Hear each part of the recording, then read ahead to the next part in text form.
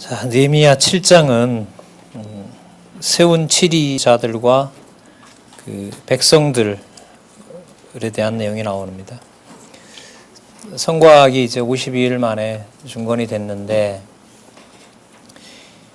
본문의 그 연결은 7장에 누구를 치리자로 세웠는지를 또 한 번 기록을 합니다. 여러분, 이 내용이 에스라서 2장의 반복입니다. 에스라서에 나타난 내용이 그대로 반복이 돼요. 이것도 신학적으로 설명하기가 사실 좀 힘듭니다. 우리랑 무슨 상관이 있어요? 아무런 의미가 없어 보이거든요. 근데 여러분, 단서를 하나 찾아서 넘어가면 7장 5절에 내 하나님이 누구를 감동하사? 내 마음을 감동하사 귀인들과 민장과 백성을 모아 계보입니다. 계보대로 뭐하게 하신 거로? 계수하게 하신 거로. 내가 처음으로 돌아온 자의 계보를 얻었는데, 거기 기록한 것을 보면, 여러분, 이게 몇 년 전이냐면 이게 거의 한 90년 전의 일입니다. 한 100여 년 전 일이 되는, 한 190년 전의 일이에요. 이 왜 보게 할까요? 90년 전에 누가 돌아왔는지에 대한 내용을 여기 보면 하나님이 내 마음을 감동했다 그런 거예요. 그러면 90년 전에 기록되어 있던 에스라서에 기록이 되어 있단 말이에요. 그 기록을 하나님이 감동을 해서 그 기록을 보게 하는 거예요. 왜 보게 할까요? 물론 하나님 하셨다가 맞아요. 좀 더 들어가서 충분히 설명을 좀 깊이 해본다면은 똑같은 내용을 왜 반복하실까요? 자, 이게 본문으로 보면 에스라와 느헤미야가 절대로 분리가, 이거 굉장히 중요합니다. 이 부분은. 그 다음에 그럼 왜 반복하게 하느냐? 그때는 여러분 성전 제사 회복이었죠. 맞습니까? 지금은 뭐까지 됐어요? 성곽까지 중건됐죠. 근데 그 사람들과 이 사람들이 달라요? 같아요? 같아야 돼요? 달라야 돼요? 같아야 돼요. 그럼 그때 들어온 사람들을 여기서 다시 확인하면서 그 후손들이 그대로 이어진다는 것을 명시해 줘야 돼요. 그래서 에스라 느헤미야에 나타난 족보의 의미가 굉장히 중요합니다.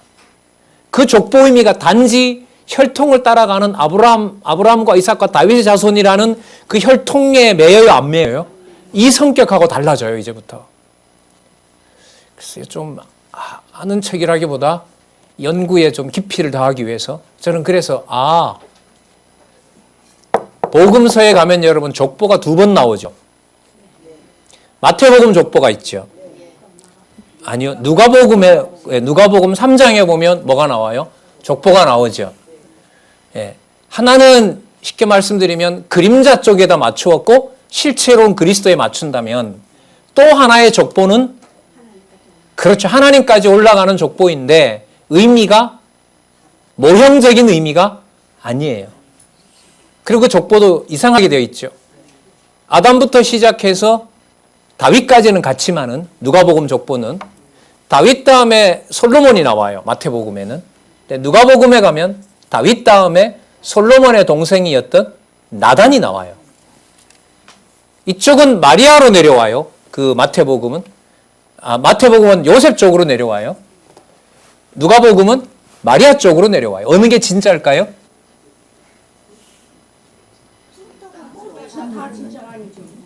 두 개 다 진짜죠. 두 개 다 진짜, 두 개 다 맞는 거죠. 왜? 기록 목적이 다른 거예요. 마태복음에 나타난 부분하고 누가복음에 나타난 부분이 족보가 다른 것이 아니라 다른 부분을, 다른 의미를 가지고 거기서 기록을 하게 되는 거죠. 그런 힌트를, 그게 문제가 되니까 구약을 공부할 때도 족보가 나오면 이제 계속 신경이 쓰이는 거예요.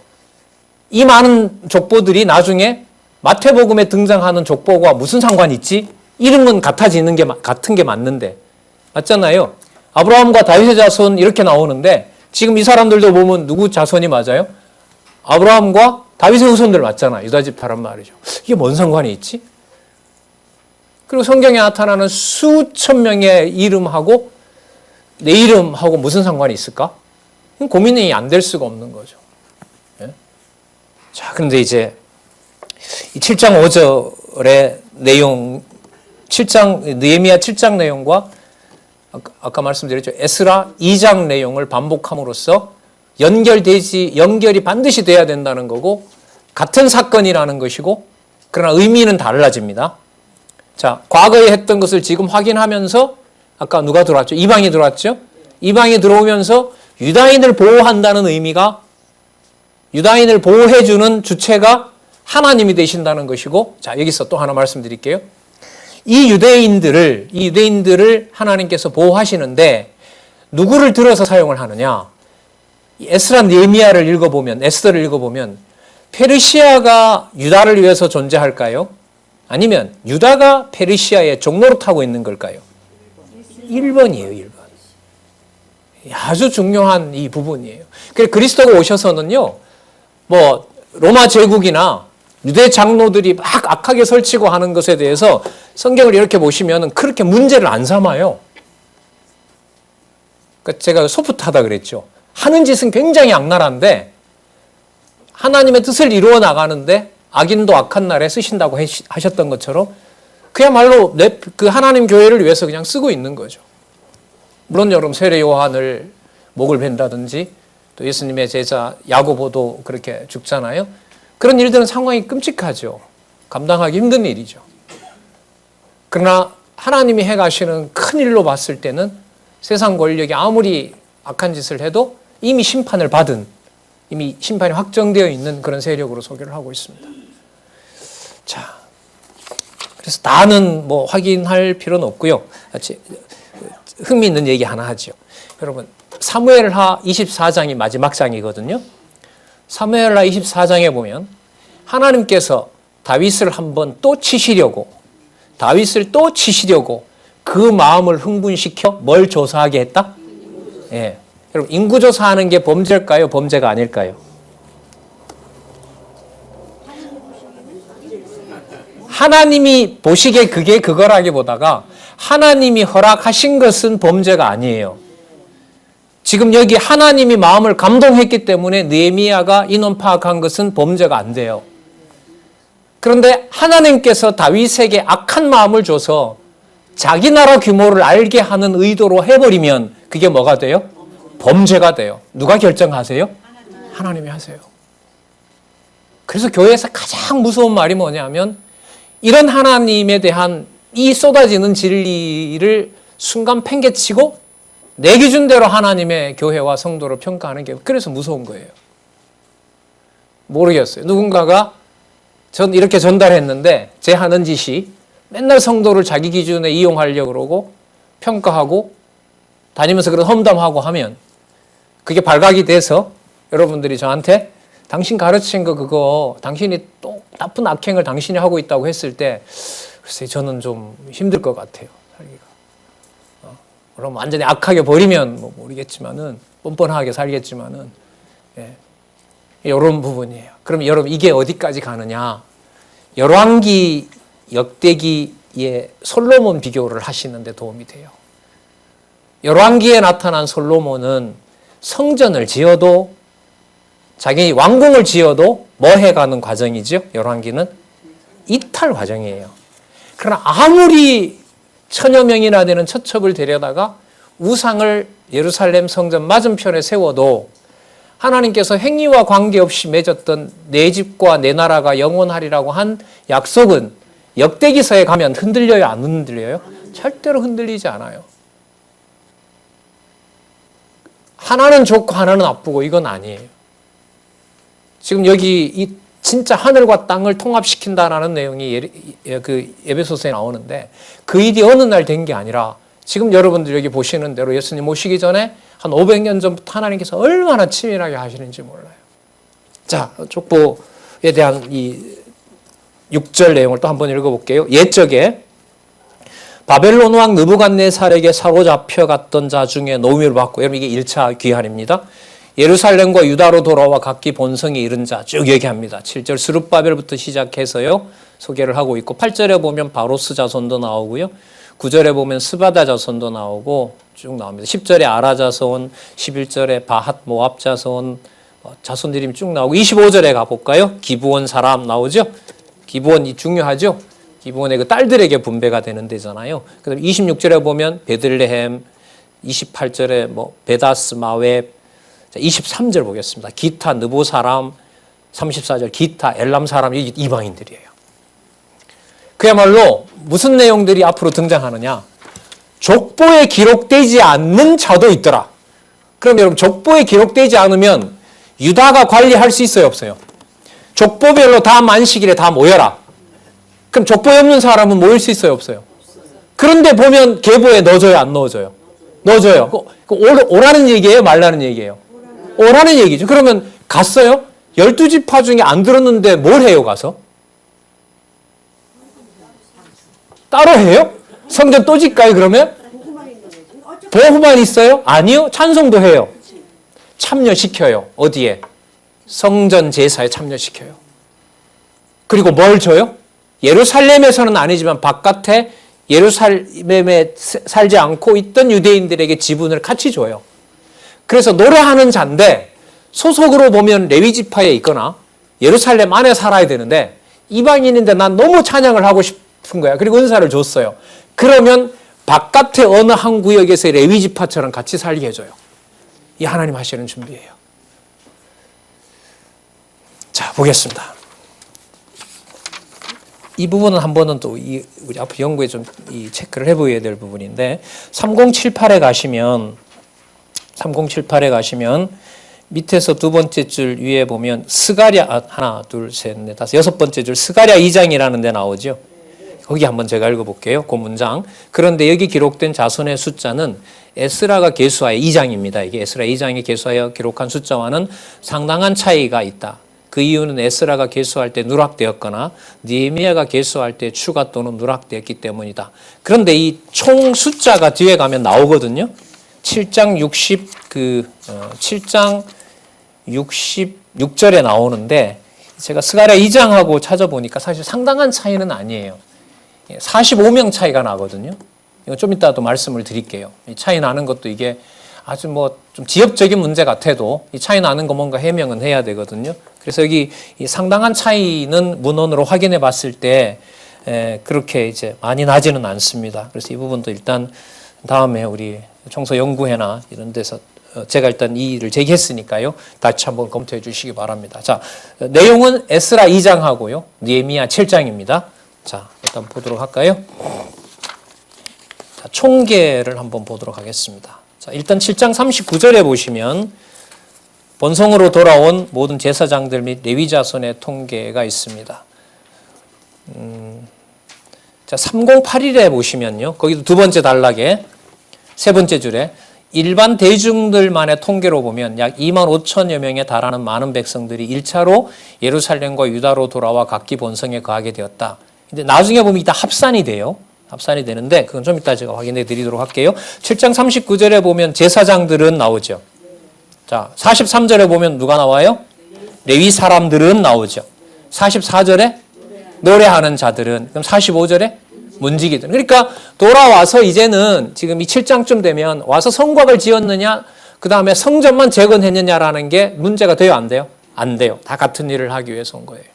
자, 그래서 100년을 지금 연결을 시키고 있어요.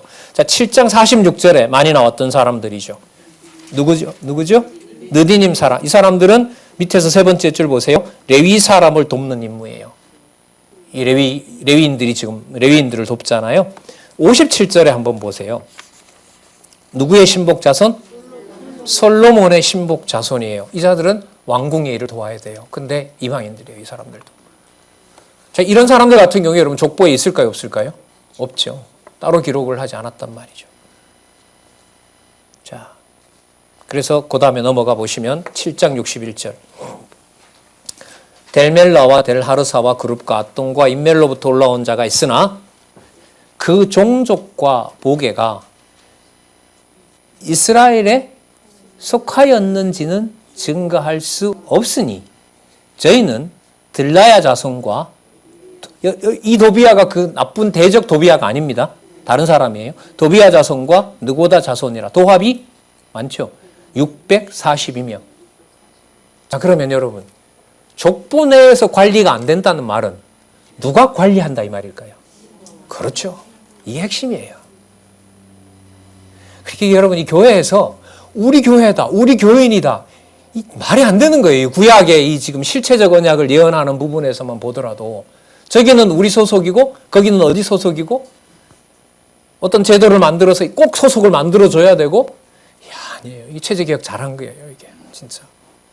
반대하지 않는 자는 누구나 4월에 우리 포럼 있죠. 포럼에 와서 그리고 10월 달에 보고하면서 초교파적으로 사실 우리 목사님들 지금 4년 동안의 그 경동 강좌는 초교파적으로 이루어졌는데 또 작년 포럼에서는 우리 목사님들 그때 발표도 하시고 해서 다 그때 목사님 다 초교파였어요. 그리고 그 형제단 교회 과거에 또 구원파 계셨던 분들 와서 했는데 그 일이 이제 10월 달까지 연결이 되면서 세계교회가 함께 하나의 교회라는 것을 교단을 초월해서 하는 그런 축제가 벌어졌으면 좋겠는데 많은 분들이 마음에 공감은 하고 있어도 또 여러 현실적인 문제 때문에 아직까지 되지는 않고 있죠. 또 부분적으로 되고 있고 그런 일들을 하나님께서 얼마나 보여주실지 모르겠어요. 자, 이런 부분들 중요하죠. 내가 관리하니까 그 자들 다 보내지 마라. 그러지 마라. 63절 제사장 중에 나오죠. 이 64절 이 사람들이 보게 중에서 자기 이름을 찾아도 얻지 못한 고로 저희를 부정하게 여겨 제사장 직분을 행치 못하게 하고 아버지가 제사장 일 했기 때문에 저는 제사장 지파예요. 근데 어느 계열인데 확인 안 됩니다. 그래? 그럼 가. 이게 아니죠. 두잖아요. 그러니까 백성들 중에도 뭐 되지 않는 자가 있고 계보로 확인 안 되는 자가 있고 또 무슨 일에도 제사 드리는 일에도 확인 안 되는 자가 있고 그러나 그들이 전부 무슨 자손으로? 자, 제목 볼까요? 어디 왕국 아래 들어있어요? 느헤미야 제목. 누구 왕국의 백성으로 회복이 돼요? 유다 왕국의 백성으로 회복이 돼요. 그러면 여러분 유다 의미가 한정돼요? 범위가 훨씬 넓어져요? 넓어지죠. 그래서 에스더로 가는 겁니다. 그래서 에스더로 가는 거예요. 그래서 알았다고요. 권사님 자꾸 강조하지 말래요. 예. 근데 이게 너무 중요해요. 증거를 찾아내시는 게 중요해요. 구절에서. 자, 68, 5절. 방백이 저희 백성에게 명하여 우림과 둠밈을 가진 제사장이 일어나기 전에는 지성물을 먹지 말라 하였느니 속죄가 필요합니다. 우림과 둠밈 거기 안에 12개 보석 있죠? 그 보석을 가지고 들어갈 때 족보 없는 자도 같이 안고 들어가는 거죠. 그걸 제사장이 허락해 줘야 된단 말이죠. 이게 율법대로 해야 되는 거죠. 그래서 요즘 예수님이 죽으실 때 보면 땅이 터지고 뭐가 갈라져요? 휘장이 갈라지고 죽은 자가 일어나고 그런 일들이 유대인이 아닌 그 지역에서 일어나게 되는 거죠. 예수님께서 사역하시는 준비를 여기서도 우리가 읽어낼 수 있습니다. 66절 온 회중의 합계가 몇 명이라 그러죠? 42,360명. 67절에 보면 노비가 7,337명, 노래하는 자가 245명이죠. 거기 메모를 한번 해보세요. 스가랴 2장 65절에는요. 좀 이따 스가랴에서 볼 거예요. 스가랴 2장 65절에는요. 200명입니다. 그럼 몇 명 더 늘어났죠? 245명이니까 여기는 45명 늘어났죠. 요 숫자를 빼고 그 다음에 뭐 말 나오죠. 말 숫자. 말 숫자가 뭐 중요합니까? 그 다음 노새 69절 약대 그 다음에 나귀. 그러니까 여기서 보면 외국 이방에 가지고 왔던 짐승도 누구 숫자처럼 넣어버려요? 백성과 제사장 숫자처럼 넣어버려요. 그 유명한 여러분 이사야 66장 합계 솔방울까지도 뭐가 된다? 거룩하게 된다. 성물이 된다. 그래서 연결이 안 되면 안 돼요. 그래서 다시 한번 역대기 에스라 느헤미야 에스더서까지의 연결이 제대로 됐다는 것은 선지서의 근거를 얘기를 할 때 역대기 에스라 느헤미야 에스더가 반드시 소개되어야 된다. 그래야 페이지는 연결된다. 이게 이제 제가 또 강조드리고 싶은 얘기입니다. 자, 그래서요. 전체 숫자로 한번 보면 제가 한번 찾아볼게요. 이 책에 있으니까. 스가랴 여러분들 6장 45절 2장에 한번 가보세요. 에스라 죄송합니다. 스가랴가 아니고 에스라 2장 64절로 한번 가보세요. 에스라 6장 45절. 2980에 보세요.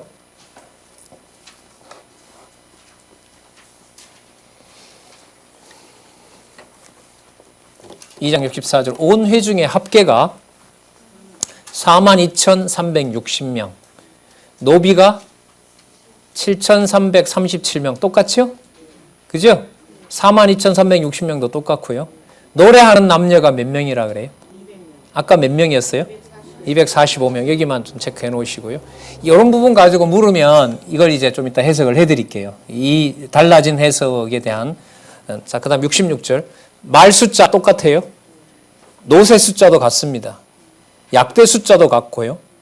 나귀 숫자도 같아요. 단 노래하는 자의 숫자가 더 늘어났어요. 45명. 그래서 제가 다 세어봤는데요. 49,897명이에요. 약 5만 명 가량 되죠. 그런데 45명을 여기다 더하면 조금 전에 봤던 느헤미야 7장에는 45 더하시면 돼요. 저도 계산 못하겠습니다. 어디 적어놨는데 어디에 적어놨지? 여기 있네요. 49,942명. 이런 건 다시 안 불러드려도 되죠. 자, 중요한 것은 그 노래하는 자의 숫자가 45명 늘어났습니다. 왜 늘어난 숫자로 파악을 할까요?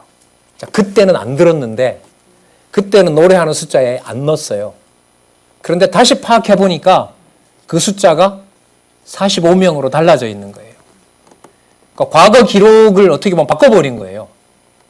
1차 포로 기간에 했던 걸. 위조한 걸까요? 의미가 달라진 걸까요? 의미가 달라졌어요. 저는 그렇게 봐요. 착오가 아니라고 봐요. 착오가. 사본상의 문제는 아니라고 봅니다. 그러니까 노래하는 자의 숫자가 뭐 해버린 거예요? 더 늘어났죠. 그러면 파악했던 숫자보다가 훨씬 많은 숫자가 이미 100여 년 전에 뭐 하고 있었다? 찬양하는 자들이 이미 어디에? 더 많이 있었다. 여호와를 찬양하는 자들이 더 많이 있었다는 증거예요. 제가 볼 때 그렇게밖에 설명이 안 돼요. 이거. 그리고 아까 말씀드렸던 똑같은 이 인원과 숫자들 그리고 짐승 숫자까지 다 맞추어서 확인하는 것은 무슨 준비가 다 완료가 됐다? 이미 그때 준비를 다 해놓으셨던 것처럼 100여 년이 흘러서 그 많은 대적들이 그렇게 방해를 했어도 성곽이 지어짐으로 성전 회복과 성전 제사 회복과 그를 완결하기 위해서 뭘 다 회복하게 하신 것이다? 그렇죠. 성곽을 다 회복하게 하는 것이다. 그럼 이렇게 보면 에스라와 느헤미야를 떨어뜨릴 수가 없죠. 떨어뜨리고 없죠. 지금 연결을 시켜주고 있잖아요. 성경이 반복하면서. 맞죠? 네. 그 45명 숫자는 저는 찬송하는 숫자가 늘어났다는 것을 과거 숫자보다 더 많이 파악하게 합니다. 그 숫자가 그게 아니라 알고 보니 더 많은 숫자로 늘어나 있었다. 그래서 노래하는 자들이 족보가 파악이 안 돼도요. 아까 말씀드린 대로 바깥에 살아요. 그냥. 그리고 레위지파에도 못 들어가요. 유다 구역에도 못 들어갑니다. 그런데 유다나 레위지파가 봤을 때 저자들은 누구를 찬양하는 자들이에요? 그렇죠. 그럼 준비 끝났죠. 이방인들이 노래 부를 준비가 끝난 거예요. 여호와 이름을 부를 준비가 끝난 겁니다. 여러분 혹시 오늘 시작해서 지금까지 아마 느낌을 받으셨을 텐데요. 그래서 찬양으로 넘어가나? 욥기로 가는 거예요. 에스라, 느헤미야, 에스더, 역대기 에스라, 느헤미야, 에스더를 심층적으로 보고 연구해야 될 필요가 있다고 봅니다. 어떤 의미에서? 그래서 욥기가 나오는구나라는 답을 확인하기 위해서. 그러면 페이지를 연결시켜 놓은 것에 대한 내용의 근거를 댈 수가 있어요. 그냥 구호로만 한 권입니다. 그래서 페이지 붙입니다. 이게 말이 돼요? 안 돼요? 안 되죠. 그건 안 돼요. 누가 그게 설득당하겠어요? 요 사건 다음에 이 의미 다음에 이게 됩니다. 그 얘기는 다시 한번 에스더가 마칠 때 또 한번 제가 질문을 드릴 테니까 같이 한번 확인해 보도록 하겠습니다. 그럼 앞으로 나타나는 상황은 계보를 확인했다면 계보를 확인한 이 모든 일들 지금까지 과정을 누가 하신 일로? 여호와께서 하신 일로 확증을 해야죠. 뭘 확인하는 것이 여호와 살아계신 것을 확인하는 걸까요? 느헤미야 얼굴만 쳐다보고 있으면 되죠. 그러면 뭘 봐야 이 일이 과거부터 여호와께서 하신 일로 증명을 할 수 있냐고요. 책 봐야죠. 공부를 해야지. 근데 책이 한 권밖에 없거든요. 그러면 뭐가 돼요? 같이 읽어야 되고 사경회를 해야 되는 거예요. 쉽게 말하면. 사경회도 해야 되고 뭘 해야 돼요? 베껴야죠. 베껴놔야 뭐 하니까? 복사를 해놔야 다른 자들도 가서 보니까. 그게 서기관이에요. 서기관이에요. 그럼 한 사람만 세우면 되겠어요? 많을수록 좋아요? 적어도 12지판 있어야죠. 부분 돌아오니까. 지역이 또 한 구역도 아니고 지금처럼 인터넷이 있는 것도 아니고. 자, 볼까요? 7장 72절로 가보겠습니다. 범죄하고 그 이탈하던 방백들이 돌아와서 앞서서 합력합니다. 70절 어떤 족장들은 역사를 위하여 보조하였고 방백은 금, 그 다음에 대접, 제사장 의복을 줍니다. 72절 그 나머지 백성은 금 2만 다락과 근 2천만에와 제사장의 의복을 줍니다. 그러니까 돌아온 백성들이 뭐까지 합력하는 것까지 지금 여기서 다 기록을 하고 있습니다. 73절 결론이죠. 이와 같이 이제까지 이와 같이. 그러니까 이와 같이는 뭐냐 하면 90여 년 전에 확인했던 것하고 지금하고 비교해 보니까 정확하게 그 숫자가 일치하고 그것이 유지되고 있다. 이와 같이. 그럼 누구 주어가 들어가려는 시작일까요? 여호와 그 일을 시작하는 거죠. 이와 같이 제사장들과 레위 사람들과 문지기들과 노래하는 자들과 백성 몇 명과 파악 안 돼도 되죠 이제. 그 다음 느디님 사람들과 그 다음 보세요. 온 이스라엘이 다 그 본성에 거하였느니라. 본성에 거하게 됩니다. 하지만 본성에 다 거했다는 것은 좀 그 상징적이거나 의미상의 그런 거고요. 거기서 또 거주할 자와 예루살렘 성내에 거주할 자와 예루살렘 바깥에 거주할 자를 또 나누어서 점점 확대가 되게 되고 그게 이제 에스더에 가면 120도에까지 확대가 됩니다. 그러니까 세계에 하나님의 아들 메시아가 오실 준비가 에스더서로 끝나는 내용입니다. 그렇게 연결이 된다 보시면 됩니다. 자, 신학적 의미 하나 확인하고 가죠. 3087 밑에서부터 둘, 넷, 여섯 번째 줄 이는이라는 데 나오죠. 이는 찾으셨어요? 에베소서 1장 20절부터 23절에 나온 장차 오실 예수께서 부활하심으로 하나님 나라인 교회의 머리로. 여러분 이 하나님 나라는 유대인만 해당되나요? 그러면 여러분 우리 아까 족보를 대충 보는 거 하고 에스라까지 넣어서 확인해서 하나님 나라 교회 머리로 오실 예수 그리스도를 얘기하는 것하고 같아요? 달라요? 다르죠. 그럼 예수님께서 나중에 회개하라? 예. 그걸 읽을 때 어떤 내용? 에스라, 느헤미야, 에스더까지 모두가 그 속에 딱 담아줘야 돼요. 여러분 그 감이 있잖아요. 그러면 여러분들이 어디 속에 7, 80% 들어와 있는 거냐면 이 성경 강론 성경 강론 전집에 기록한 저자의 의도와 거의 같아지는 겁니다. 그 몇 장 몇 절을 소개하면서 거기에다가 뭘 다 담아요? 지금 오늘 우리가 확인한 것처럼 역대기, 에스라, 느헤미야 그리고 더 너미를 법쳐서 어디까지? 창세전까지. 이 언약과 성취 섭리도를 머리에 두고 그때 부분 몇 장 몇 절을 적지만은 그 몇 장 몇 절의 의미는 반드시 뭘 전제로 한다? 앞에 큰 내용들. 그러니까 이렇게 되는 거죠. 여기에 마태복음 1장 1절이 여기에 있어요. 네? 마태복음 1장 1절을 감싸고 있는 동그라미가 관련된 게 하나, 옆에 있는 둘, 셋, 넷, 다섯, 여섯, 일곱, 여덟. 무한대죠. 이렇게 보면. 어디까지 올라가요? 창세전까지 올라가요. 이게 확증이 되면 저자가 페이지를 연결하면서 성경은 하나님의 말씀으로 정망무오하고 일관된 논리를 가지고 있다는 것에 여러분들이 들어와 있는 거고요. 말로만 반복하시는 걸로는 안 됩니다. 한 절을 읽을 때도 그래서 제가 아까 하나님께서 그 마음을 감동하셔서라고 하는 그 내용 속에 사무엘서 전체가 들어오는 거죠. 그런 눈이 열리면 이 강론집을 하나님의 말씀을 지켜나가는 이 시대의 최고의 선물로 주셨다는 사실을 여러분들이 몇 장 몇 절까지 몇 페이지까지 다 안 하더라도 어디를 펴보더라도 그 가는 방향은 여러분들 속에 들어와 있다고 보는 겁니다. 그게 이제까지 좀 미진했던 거죠. 그래서 공부하는 방법, 성경을 연구하는 방법을 여러분 여기서 우리는 또 한번 확인할 수가 있습니다. 그러면 한번 보세요. 에베소 1장 20절부터 23절을 볼 때 적어도 느헤미야 7장은 다 들어가야 되는 거 맞죠? 맞죠? 지금 느헤미야 7장을 소개하면서 장차 이루실 내용 중에 좁혀서 에베소서 1장 20절에서부터 23절을 소개하고 있잖아요. 분량이 적지요, 7장보다가. 그러나 그 분량 20절에서부터 23절까지 내용 속에 이 구조로 보면 뭐가 다 들어가 있어요? 느헤미야 7장이 그 속에 다 들어가 있는 거예요. 그래서 예수님이 성경을 한마디로 요약하실 수가 있는 거예요.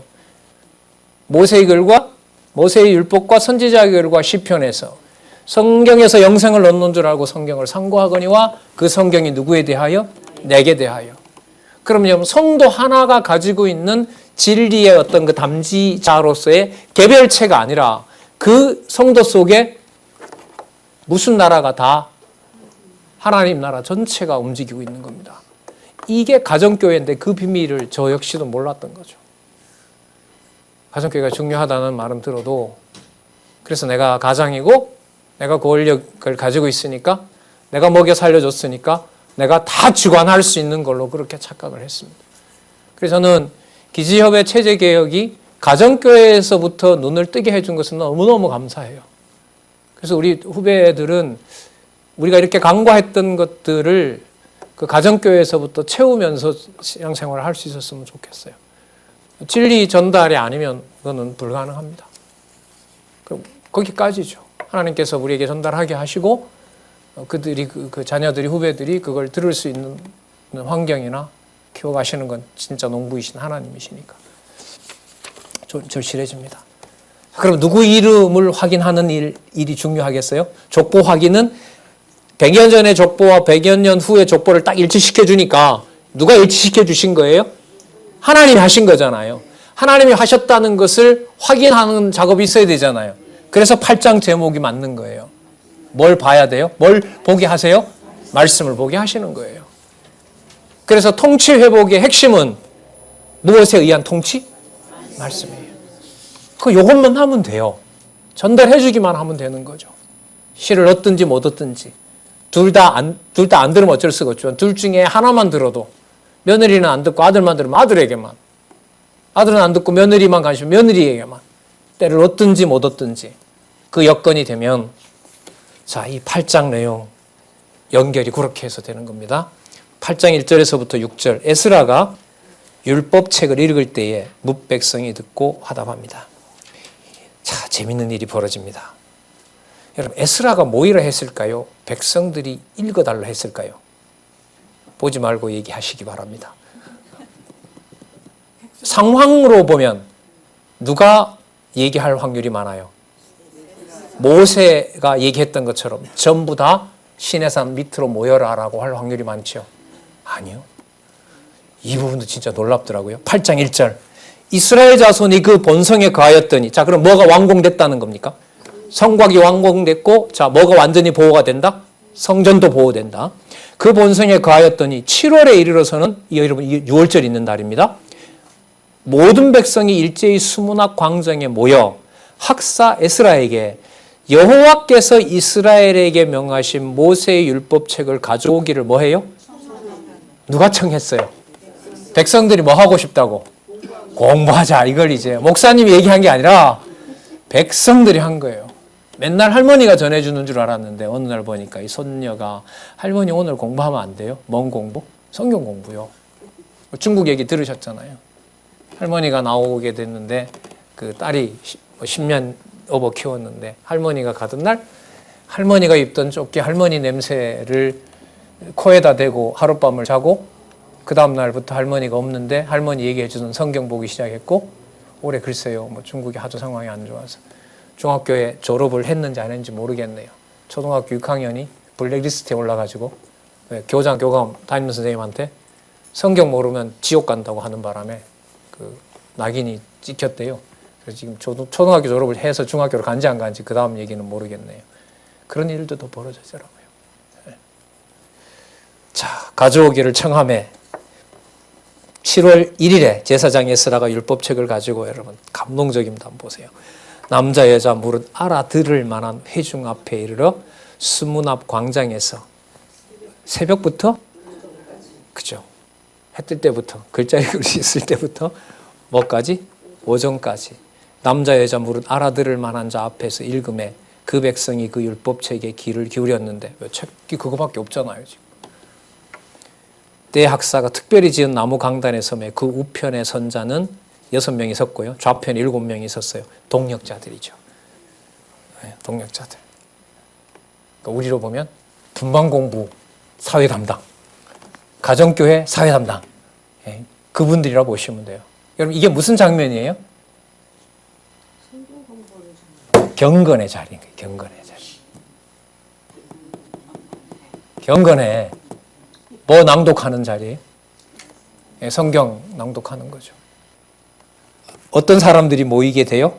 남자, 여자, 무릇 알아들을 만한 회중이 모이게 돼요. 그러니까 여러분 어떻게 보면 이게 좀 자연스럽지 않은 거죠. 위에서 시간을 공고할 테니까 다음 주부터 경건이 시작합니다. 이거는 이 맥락으로 보면 그렇게 아름다운 건 아니에요. 그걸 하고 싶은 분들이 모여서 시간과 오시는 분들을 안내하고 자리까지 신경 쓰고 공간까지 체크하고 이 공간도 여러분 적지 않습니다. 지난주만 하더라도 이 공간 때문에 여러분 장로회하고 이 호크마 운영위원회하고 같이 시간이 겹쳐버렸잖아요. 얼마나 무질서해져요. 그렇게 되면 각자 다 중요한 일을 가지고 있는데 그걸 여러분 목사님 한 분이 계셔서 장로님 알아서 이번 주에 모든 공간 배치 알아서 하세요라고 하는 것하고 그걸 미리 아시고 장로님이 그걸 체크하려고 하면 여러분 아침 똑같이 나오면 돼요? 아니면 하루 이틀 먼저 나와야 될 확률이 많아요? 먼저 나올 확률이 많죠. 왜요? 밑에서부터 공간까지 어디 비는지 어떻게 알아요? 사실 고민도 하시는 어른들이 많아요. 저쪽 서고를 저 4층에 어떻게 쓸 방법이 없나? 제가 1월 한 달 전에 갈 때 그렇게 고민하신 분도 있어요. 강사님 거기 좀 체크해서 그 공간 좀 주면 안 되냐고. 거기까지 고민하신 분들이 있었어요. 그걸 여러분들 예를 들면 우리가 딱 법에 정해놓고 이 일이 시작되면 교회에 무슨 총무 담당이 행하도록 한다. 이건 성경적이지 않죠. 그리고 교회 규칙이 있더라도 그게 여러분 명령 규칙이 아닙니다. 이렇게 진행이 되면 됩니다라는 건데 출발이 누구에게 소원을 주고 감동을 줘요? 성도들에게. 누가요? 하나님께서. 그래서 왜 안 하느냐? 왜 아직도 그러고 있느냐? 이건 안 맞아요. 근데 욕심인 거죠. 자, 한번 보시기 바랍니다. 6절. 에스라가 광대하신 하나님 여호와를 송축하며 모든 백성이 손을 들고 뭐예요?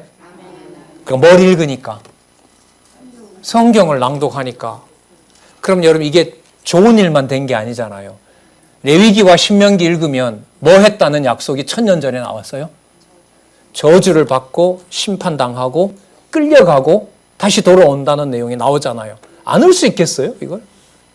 근데 나중에 가면요, 재밌어요. 여러분, 7월이 6월절이잖아요. 울 일이에요? 잔치 벌일 일이에요? 6월절이 여러분 울 일이에요? 아니면 잔치예요? 축제예요? 여러분 6월절이 무슨 울날이에요? 우리 8.15 광복절이 통곡하는 날입니까? 뭐 하는 날이에요? 출애굽한 날 아니에요. 그런데 사람들이 울기 시작하는 거예요. 회개한다고 잘못했다고. 거기서 느헤미야를 벌써 스톱시킵니다. 지금부터 울지 마라. 지금부터 울지 마라. 이 날이 슬픈 날이 아니다. 슬픈 날이 아니다. 그걸 조절을 하세요. 여러분 그래서요. 뭐 오늘 8절부터 어디까지 가려는지 몰라도 지금 8장부터 시작해서 13장까지 내용을 잘 보시면 하나님께서 올해부터 시작된 장안중앙교회 경건에 위에서부터 내려온 명령이 아니라 여러분들이 물론 저도 참여했습니다만 운영규칙 만들고 기지업 회칙 참조하고 왜 기지업 회칙을 참조합니까? 성경적 근거로 모든 조항이 근거를 두고 있기 때문에 그래서 장안중앙교회 지금 운영규칙에 나와 있는 것도 더 보강이 되면 예를 들면 내가 강북지교회 내가 사회 담당이에요. 그러면 기지업 회칙에는 보니까 옆에 뭐가 있어요? 성경 구절이 있어요. 근거 구절이 있어요. 성경 구절을 드는 것은 누가 하시는 일을 확인하는 거죠. 여호와께서 하시는 일을 확인하는 거예요. 그래서 기지역 회칙에 그 규칙에 성경 구절을 넣어 놓은 게요. 성경에 나오니까 이 원로는 이렇게 해야 됩니다. 그거 말하는 게 아닙니다. 원로가 지금 계신 이유는 어디에 근거를 두고 있습니다? 성경에 근거를 두고 있습니다라는 걸 알려주는 겁니다. 그러니까 세상에서 만든 저기 노예 또 이탈측에서 노예에 가입했잖아요. 진짜 그날 진짜 글쎄 먹었는지 안 먹었는지 모르는데 진짜 밥맛이 없더라고요. 그 노예 여러분들 노예 규칙이나 목사님들 아시겠지만은 총회 규칙은 성도들이 뭐 하라 하는 전부 뭐예요? 명령이에요. 성경적 근거를 쓰더라도 성경적 근거를 이용해서 명령하는 거라고요. 그래서 체제개혁에서 재정과 교육과 모든 연보를 자발적으로 할 수 있는 일이 성경에 다 있다는 것을 10년 전에 공부했는데 그걸 노예에다가 넣어버리고 노예 체제 속에다가 장안유관교회 성도는 이렇게 해야 되고 목사는 이렇게 해야 되고 장로는 이렇게 해야 되고 그 법 속에다 넣어버리더라고요. 그날.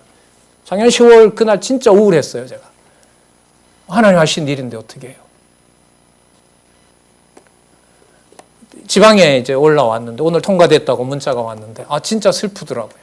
하나님 또 이렇게 하시는가 싶기도 하고요. 예. 그런데 여러분 6개월 지나서 여러분 우리는 올해 그게 명령이 아니라는 우리 사회 담당 우리 대표 장로님 공고를 그렇게 여러분 강하게 들으셨고요. 그리고 만약에 내가 성경신학을 지켜나가고 싶은 마음을 하나님 주신다면 우리 여기 용인지교에 예를 들면 이름이 들어가 있으니까 용인지교회 성도들이 있으니까 용인진교회 우리 상황으로 봤을 때 이런 지역의 특성상 하나님께서 용인지교회를 왜 세워주셨을까라고 고민을 하고 성경을 보면 그런 성경 구절이 보일 겁니다. 그럼 거기 옆에다 적으면 되죠. 적는 이유는 하나밖에 없어요. 누가 살아계신 증거다? 용인지교회가 있는 것이. 이게 얼마나 엄격하고 아름다운 일이에요. 엄격하고 아름다운 일이죠. 엄격하다는 말은 누구 마음대로 교회의 주인이 함부로 될 수 없다? 내 마음대로. 그리고 아름다운 것은요. 그 지체들이 함께하는 것이 누가 살아계신 증거다? 예. 이게 어떤 열매가 맺힐지 저는 아직은 모르겠어요. 하지만 우리 원로 얘기를 잠시 참조하면 과거에는 명령이었는데 지금은 자발성이 70% 넘었다고 난 생각한다. 이렇게 하시더라고요. 왜요? 여러분들 더 오래 지내셨으니까 또 넓게 또 교회를 보고 계시니까 유의미하게 들었습니다. 진짜 관심이 많습니다. 앞으로 그래서 우리 규칙은요 계속 보강이 될 겁니다. 무슨 근거로? 성경적 근거로. 성경적 근거를 넣는 이유는 성경에 있으니까 권사님이 이렇게 하세요라는 걸 알려주는 것이 아니라 누가 그렇게 하시는 일이다? 하나님이 하시는 일이다. 성령께서 하시는 일이라는 사실을 뭐 해주는 거예요? 그 글을 보고 알려주는 거죠. 완전히 다르죠. 내일도 우리 좌담회 신문 그 헌법 비판 모일 텐데요. 총회 헌법은 아니에요. 성경 구절을 넣는 이유가 뭐 하기 위해서 하는 걸까요? 이렇게 해야만 된다라는 것을 인위적으로 명령을 하기 위해서 거기서 넣어놓는 겁니다. 자, 그래서 여러분 8장부터 13장까지 이 1년에 일어나는 과정들이 지금 우리가 경건의 이름으로 모이고 있고 우리 경건회 끝나면 뭐 합니까? 분방 공부하죠. 이 추세로 가면 늘어날까요? 줄어들까요?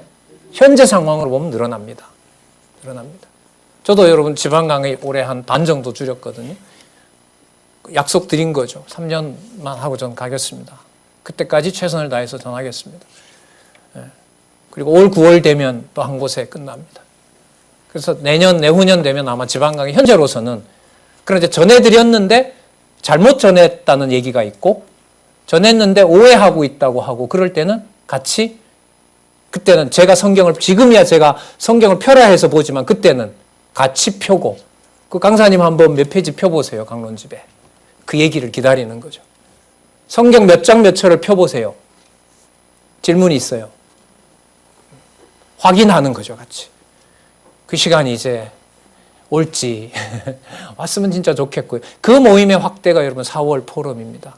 4월 포럼 사실 얼마 안 남았는데 사실 또 공고가 가야겠죠. 예. 이런저런 얘기 들을 때 지금 뭐 좀 듣기 불편한 얘기도 많잖아요. 성경 신학 총서 가지고 가서 임의로 쓰는 사람들도 있고 또 좀 이 개혁에 좀 위반되는 그런 방식으로 교회 하겠다고 하는 사람도 있고 근데 그게 성경적인지를 확인해 보고 싶은 마음은 열려 있는 거죠. 같이 토론하고요. 자, 아멘, 아멘 하고 응답하고 몸을 굽혀 얼굴을 땅에 대고 누구에게 경배하니라? 여호와께 경배하니라. 뭐 너무 분명하죠. 그 다음 7절에서부터 12절 내용은요. 너무너무 진짜 감동적입니다. 보겠습니다. 자, 7절에 예수아와 바니아와 세레바, 여러분 이 사람들은 누구냐 하면 동력자들이에요. 합력자들입니다. 다 가르칠 수 없으니까 가서 이 사람들이 이제 또 읽어주는 거죠. 그 처소에 섰는 백성에게 율법을 깨닫게 하는데 7절 끝에 나오죠? 7절 끝에 보세요. 레위 사람들이 다 그 처소에 있는 백성에게 율법을 깨닫게 하는데 각자 가서 그러니까 읽어주는 거예요. 8절 볼까요? 하나님의 율법책을 낭독하고 그 뜻을 뭐예요? 해석하고. 한번 따라와 보세요. 낭독에 동그라미 하시고요. 그 뜻을 해석하는 데 동그라미 하시고요. 백성으로 그 낭독하는 것을 다 뭐 하게 해요? 깨닫는 데도 동그라미 하시고요. 9절에 보면 백성의 율법의 말씀을 듣고 다 뭐예요? 울어요. 돌아와서 세운 것에부터 시작해서 울입니다. 근데 함부로 울지도 못하게 합니다. 더 보겠습니다. 총독 느헤미야와 제사장 겸 학사 에스라가 백성을 가르치는 레위 사람들이 이제 분반 공부가 시작되니까 곳곳에서 다 우는 거예요. 우리도 우는 날이 빨리 왔으면 좋겠어요. 왜? 이탈한 분들하고 합반이 돼서 성경 공부할 때 저는 울 것 같아요. 여기 앉아 계세요. 글쎄요. 저는 울으면 강의 마친다 그러고 그래도 품위가 있지 어떻게 울겠어요. 제가 여기 서가지고. 저는 강의 그만 못하겠다고 하고 내려갈는지는 모르겠지만 그날이 오기를 기다리는 거죠. 맞죠? 예. 분명히 약속이 되어 있는데 이 시기를 좀 이때 우리 원로들도 다 계실 때 좀 이루어주면 안 되냐는 거죠. 진짜 이 내용 너무너무 멋있습니다. 진짜. 이게 실제로 우리 눈에 일어나니까 전 더 그래요. 학사 겸 에스라와 백성들을 가르치는 레위 사람들이 모든 백성에게 이르기를 오늘은 너희 하나님 여호와의 성일이니 뭐 하지 말라? 슬퍼하지 말며 울미하지 말라. 그러니까 감정대로 함부로 못하게 해요. 감정 속에 자기 감정이 빠져버리면 누구 경외하는 게 회서 그렇죠. 느헤미야가 또 이르기를 너희는 가서 살찐 것을 먹고 단 것을 마시되 예비치 못한 자에게는 너희가 나누어 주라. 이게 일이다. 빨리 가서 즐겁게 보내고 그날을 성일로 지키라고 했으니까 즐겁게 하나님을 찬양하라. 이 날은 주의 성일이니 근심하지 말라. 누구를 기뻐하는 것이 여호와를 기뻐하는 것이 뭐가 된다? 힘이라. 여러분 그런 힘 여러분 말씀 운동 능력 그게 여러분 헬라어로 디나미스라는 건데 파워예요. 디나미스를 운동을 번역하면 영어로 파워가 됩니다. 이게 힘이에요. 그럼 순서가 이렇게 됐어요. 한번 보세요. 하나님께서 백성들에게 마음을 주고 가르치는 자가 와서 강독을 전체적으로 하고 분반으로 돌아가서 낭독하고 낭독하는 걸로 알아요? 몰라요? 모르죠? 그러니까 뭘 해줘요? 해석하죠? 해석해주니까 뭐 하게 돼요? 깨닫게 되죠. 깨닫게 되니까 뭐가 일어나요? 감동이 일어나죠. 감동이 일어나니까 기쁜 감정으로 하나님을 찬양하게 하죠. 그게 뭐가 된다? 힘이라. 힘이 된다. 그래서 여러분 말씀으로 우리가 기뻐하는 것만큼 사단이 겁내는 게 없습니다. 그래 주일날 와서 동력을 얻고 가는 거거든요.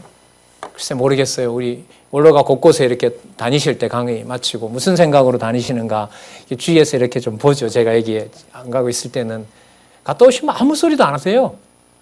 이제 교회나 이런 데도 이번 주 사경에 있어서 갔다 왔는데 어떤 선생님들 말에 소장님 중간에 한번 잠시 왔다 가셨다고 그러고 그래서 여러분들 분반에는 잘 안 들어가실 겁니다. 왜? 문 열어보면 여러분들이 부담스러워해서 지금 여기도 안 나오셨잖아요. 왜 안 나오시냐고 했더니가 박 강사가 이렇게 말을 제대로 못할까 봐 그래서 방통실에 계신다고 여러분들 반에 이렇게 들어가고 싶으실 거예요. 누가 이제 얼마나 궁금하게 저도 그런데 들어가면 또 사회하시는 담당하시는 분이 부담스러워하니까 어쨌든 여러분 4층 장로님들 공부밥부터 지하 강당까지 1시 이후로 오전 12시부터 혹은 1시부터 오후 3시까지 차지 않은 공간이 없습니다.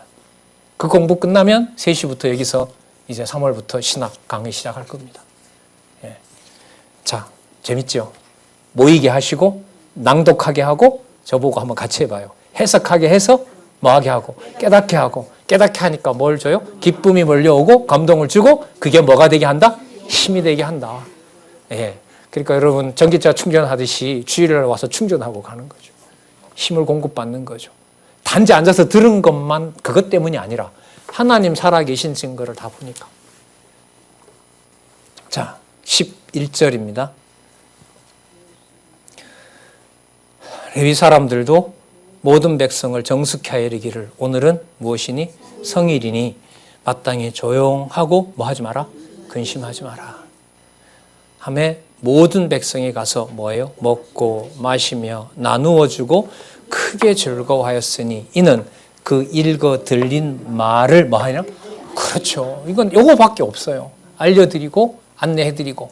저는 이제 연구서를 이제 이렇게 받았잖아요. 이게 페이지가 왜 연결됐지? 이게 성경 권유와 무슨 상관이 있지? 이거 여러분들에게 제가 생각했던 거, 좀 해명했던 거, 여러분들 알려드리는 거. 이게 여러분 신학교고, 교회고, 다 통합이 되는 거죠. 자, 그 다음 보세요. 8장 13절서부터 18절 요약 한번 볼게요. 뭇 백성이 율법책을 보고 명하신 대로 초목절을 지켜요. 여러분 그냥 먹고 떠들 수는 없잖아요. 이게 지금 7월이 뭐냐 하면 이게 중요한 절기가 시작되는 달이거든요. 그러니까 이 지도자들이 뭘 어떻게 해야 될 줄을 몰라요. 읽어주고 다들 기뻐는 하고 축제 분위기는 됐는데 여기서 상황으로 보면 뭘 모르냐. 그 다음부터 이어지는 오순절과 초막절을 모르는 거예요. 지도자들이. 그래서 여러분 이게 다시 한번 연결을 시킨다면 분방 공부를 통해서 성경을 깨닫게 되면 누구 갈 자리가 보여요? 아니, 누가 주신 은사가 보여요? 그렇죠. 그래서 여러분 우리 은사교회는 참 중요한데요. 은사교회는 뭐냐 하면 양육교회는 그냥 먹고 받고 잘하기만 하면 돼요. 은사교회는 은사를 받은 미리 깨닫게 된 선배들이 해나가는 일 속에 들어가서 후배 입장에서 보면 거기에서 은사를 통해서 뭐 하는 거죠? 하나님을 배워나가는 거죠. 어디에 근거를 둔? 성경 진리에 근거를 둔. 그래서 굳이 말씀드리자면 8장 13절부터 18절은 뭐냐 하면 지도자 교육입니다. 앞서서 그러니까 뭐 하는 마음을 주는 거죠. 은사를 깨닫게 되면 자원하는 마음을 줘요. 그래서 여러분들 이 사람들이 나중에 이 느헤미야로 보면 여러분 산발락과 도비야가 저렇게 문 잠시라도 열어두면 들어올 기세인데 여러분들 같으면 예루살렘에 살고 싶겠어요? 안전한 곳에 살고 싶으세요? 안전한 데 살고 싶으시죠? 그런데 어른들이 예루살렘에 살겠다고 자기가 자원합니다. 위험한데 자기가 먼저 자청하고 갑니다. 문 제가 매일 열고 닫겠습니다. 그 구역은. 여러분, 호크마에서도 많이 있었죠, 사실. 한참 위험할 때는 한 분도 일할 사람이 안 계시고. 그리고 연구원 그때 있었어요. 박 강사 그 일을 하지 말라 그러고. 연구도 안 되는데 무슨 여기 일까지 보냐고 하죠. 위에서는 그러니까 하지 말라는 게 결국은 전리해서 그런 건 아니었어요, 결국은. 네. 호크마에 관련된 일을 다 손떼게 하고 누군가 다른 사람이 관리하려는 쪽으로 그때 일이 그래 벌어졌거든요. 하나님 그걸 다 막으셨어요. 그리고 다 보강해 주시고. 그래서 여러분 지금 한 10년에 일어난 일은 우리 백서보 오시면 아실 텐데 호크마 하우스에 관련해서 진짜 일을 하나님께서 하셨구나. 그리고 그때마다 마음 쓰고 여러분 방송실 문 닫게 하려고 얼마나 많은 일들이 있었는지 여러분 잘 모르시죠. 방송을 닫아야 뭐를 못하니까. 여러분 돼요 그게? 이제는 안 돼요. 이제는 안 돼요. 다 만들어 놓고 나간 하드만 해도 수십 개가 나가 있어요. 이제는 못해요. 그래서 자 우리 식사하시고요. 8절부터 여러분 13장까지 8장부터 13장까지 말씀으로 회복된 일을 통해서 하나님께서 어떻게 앞으로 신령한 교회, 우리 아까 읽었지만 하나님 나라를 세우실 준비를, 그리스도가 오셔서 세우실 준비를 하나님께서 완벽하게 페르시아 제국과 함께 다윗 왕국 솔로몬의 규례를 따라서 찬송 규례를 따라서 다윗이 만들어 놓도록 했던 찬송 규례를 따라서 어떻게